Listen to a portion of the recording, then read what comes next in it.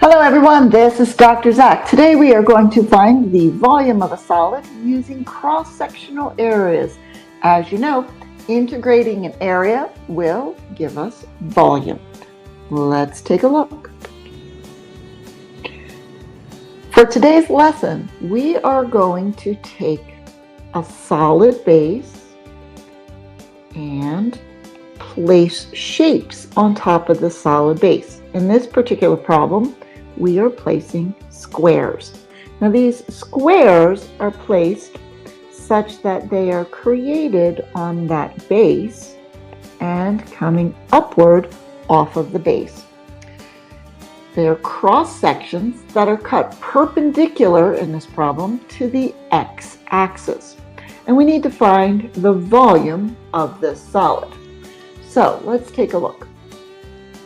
If we know that volume is equal to the integral of area cut with respect to a certain axis, in this case dx, we want to have the area written with respect to x.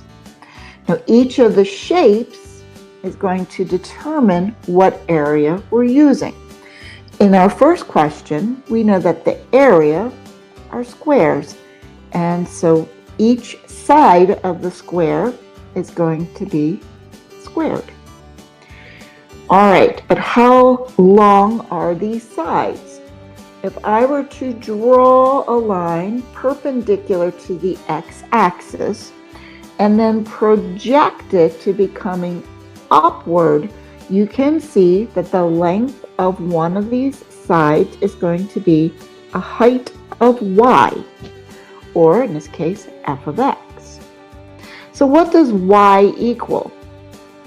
Y in this problem is equal to the square root of x.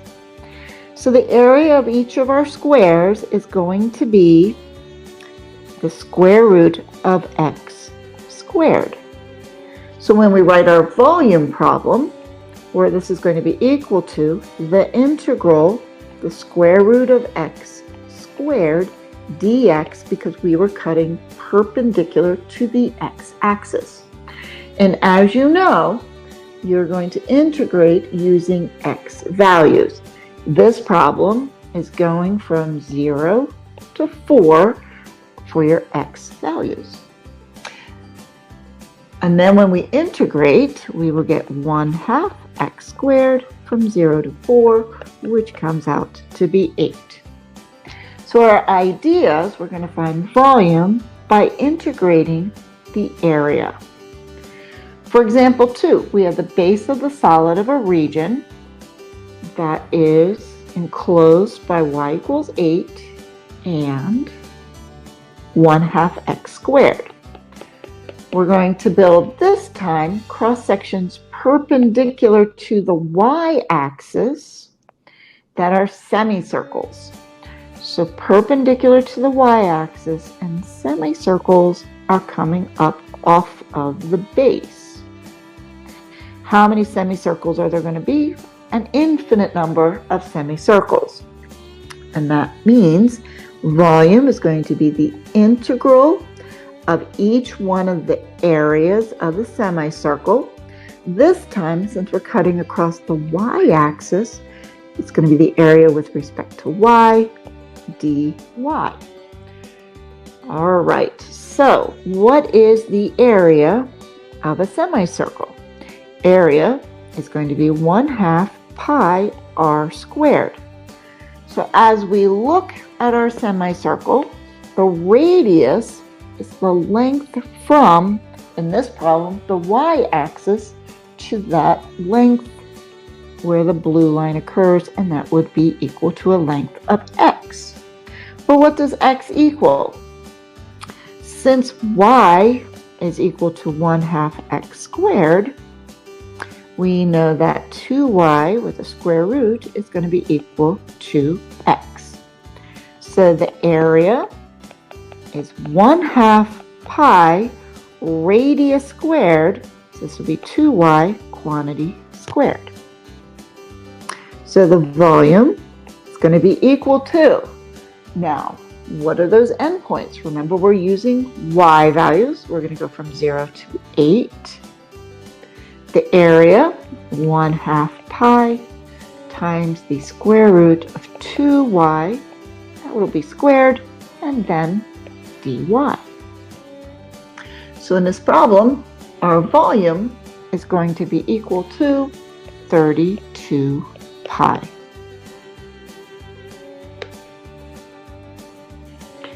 Now let's look at example 3. We're looking for the volume of a pyramid. The base is a square, and each side of the square is 6. The height of the pyramid is 10, and we need to find the volume. So think about this for a minute. What if we were to slice these squares so that we are perpendicular to the x-axis? And if we do that, the volume we're going to find, it will be equal to the integral of the area with respect to x dx. And essentially, we're stacking an infinite number of squares on top of each other, but they all have different lengths. So now we need to write some sort of equation to figure out this length. Let's go back to the square. If we have 0, 0 as 1 point, and then of course our point at the going through the base is going to be 10 and 3, or 10 and negative 3, and in the middle we would have 10 and 0. So if we can find the equation of the line traveling from 0, 0 to 10, 3, we're going to be able to write a function in terms of its area. So the slope will be 3 over 10, and it has a slope, it has the variable x because it starts at 0, 0. So what is the area of one of these arbitrary squares? You can see that it's going to have a height or a width of 2y, and that needs to be squared. So the area is going to be 2 times our 3/10 x quantity squared, or it'll be 9 over 25 x squared. So our volume, using your endpoints as 0 and 10, because those are your x values, will become, we have 9 over 25 x squared dx. Integrate our problem. We have our 9 over 25, 1/3 x cubed, evaluated from 0 to 10, and you will end up with 120. So for example 4, you have a solid whose base is a circle, and the equation of the circle is x squared plus y squared equals 1. You know what that circle looks like. Let's draw it. Here's our base. We want cross sections perpendicular to the x-axis. So we're going to draw a cross section perpendicular to the x-axis, and the shape that we're going to draw are semicircles. So semicircles, remember, are coming up off of this picture. And if we look at it, this is what our semicircle would look like. The diameters are part of the base. Now we're going to find the volume of such a solid. So the volume is going to be equal to the integral, we're cutting on the x-axis, of the area with respect to x dx. The x's are going from -1 to +1. Now we have to find the area of the semicircle. So area of a semicircle is 1/2 pi r squared.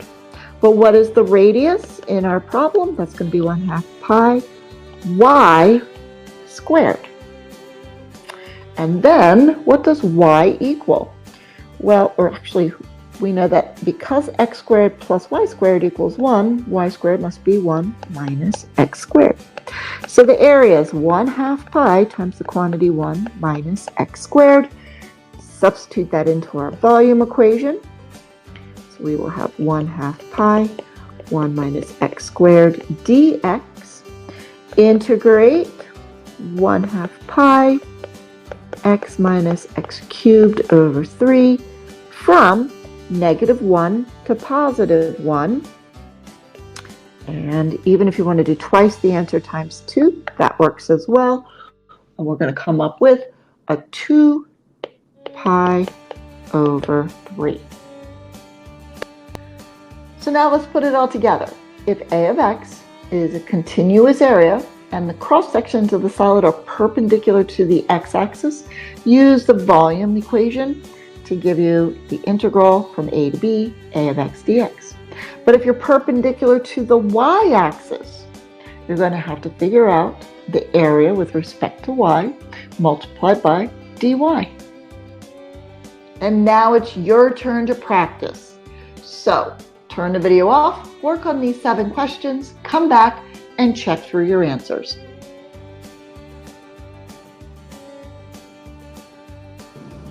All right, let's see how you did. The area of a semicircle, 1/2 pi r squared. The tricky part about this problem is that you needed to know that the diameter of each semicircle was y, and therefore the radius is y over 2. Then when you substitute, because you want everything with respect to x, you're going to be integrating from 0 to 4, multiply it out, and hopefully you came up with a 2 pi over 3. Now, number 2, you once again had to think about what was going on with the base. The base of your isosceles triangle was 2y. The area, of course, is going to be 1/2 L squared. I used L as the variable to represent the sides. Then, when you integrate, you know that you're going to need to get rid of the L and have everything with respect to x. But L squared, just using Pythagorean theorem, is equal to 2y squared. But what does y squared equal? Go back to your original formula. You have your 100 minus 25x squared over 4. Substitute that in for your y squared, integrate, and hopefully we will agree on 400 over 3. Make certain you give the other problems a try before you check your answers. All right, so for number 3, once again, you needed to graph y equals x plus 1 and y equals x squared minus 1. Your cross sections are taken perpendicular to the x-axis, so you needed to know the length of that line before you could actually draw squares. Now the area of a square is s squared, and s with respect to x is going to be top minus bottom. Put that into your area equation and then make certain that it is squared. Your endpoints come from setting your equations equal together, and then afterwards you will solve. For question number 4, you drew a circle. This time you were cutting perpendicular to the y-axis. So we wanted squares again. Area equals your s squared. But what is the length of each side? Each side is going to be 2x, and then that will be squared. But I don't want x's because I'm cutting perpendicular to the y-axis. And we replace x squared with 4 minus y squared. Integrate, and you are set. Notice how I multiplied by 2 and took my endpoints from 0 to 4 rather than going from -4 to 4. I truly hope these are getting easier for you as you practice. Draw your circles. You know you're taking cross sections perpendicular to the x-axis. You're going to draw your equilateral triangle. Well, your equilateral triangles all have sides of length 2y. Now, once you think about your area, that's 1/2 the base, which is 2y, multiplied by the height. So then you're going to use Pythagorean's theorem again to find your height, and you end up with area is √3y squared. But I need that area with respect to x, so I substitute in y squared, and now my volume equation. Once again, I have doubled my answer, and I should be going from 0 to 4, √3 times 4 minus x squared dx. Your next question, number 6, you're cutting on the y-axis. You're making semicircles. So when you draw your semicircle, you know that the area is 1/2 pi r squared. We'll substitute using your y values so that your volume equation is written with respect to y. So as I was reading question number 7, I thought there were 2 ways we might interpret the isosceles right triangles. We might have the right angle up in the air so that the base is y times y, or perhaps you interpret it as the right angle was on the triangle itself. Now, I thought it was kind of interesting that the volume would actually double if we use the second interpretation of this problem. All right, let's take a look at your follow-up for this lesson. For your assignment, make certain that you complete your practice for cross-sectional volume and that you begin reviewing for your test on area and volume. Have a great day.